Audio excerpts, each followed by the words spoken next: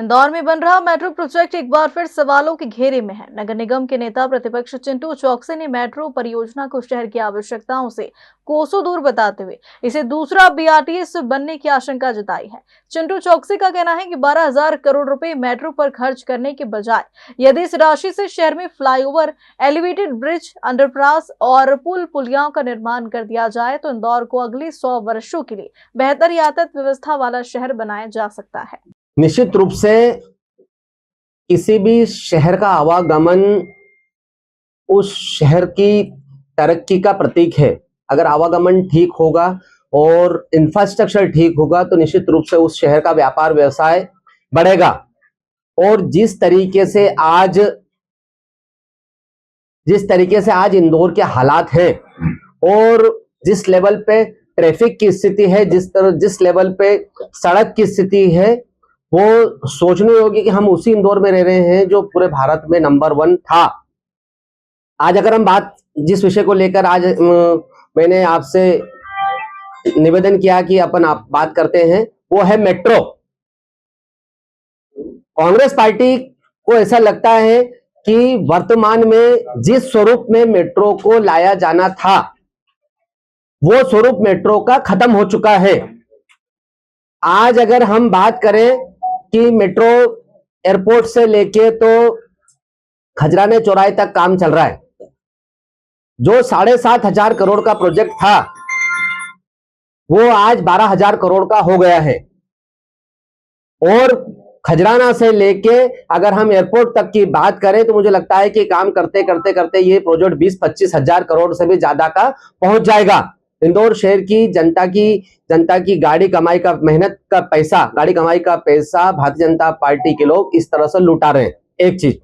दूसरी चीज, इंदौर शहर अगर 12,000 करोड़ की बात करो और एक ब्रिज को बनाने में अगर 15 से 20 करोड़ रुपए भी खर्च होते हैं तो लगभग शहर में हम 600 और ब्रिजेस, पुल पुलियाओं का निर्माण कर सकते हैं। कम से कम 600।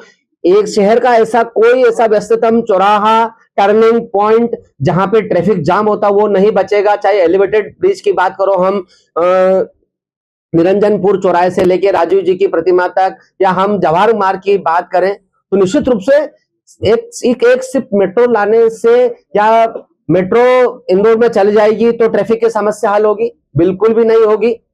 आज आवश्यकता है इंदौर शहर में कि एक बड़े लेवल पे फ्लाईओवर्स का, ब्रिजेस का निर्माण हो, पुल पुलिया का निर्माण हो, सड़कें दुरुस्त हो, व्यवस्थित हो, इंफ्रास्ट्रक्चर मजबूत हो, सड़कें गड्ढे मुक्त हो।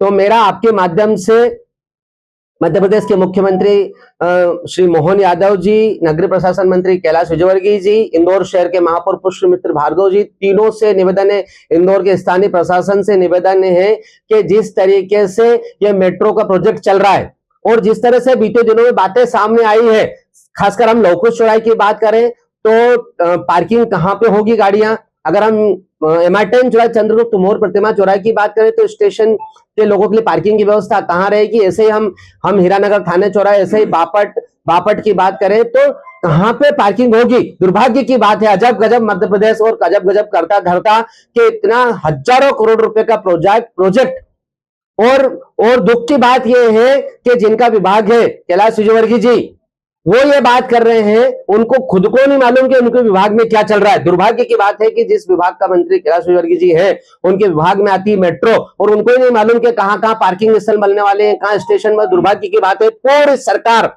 सिर्फ करप्शन में लगी हुई है।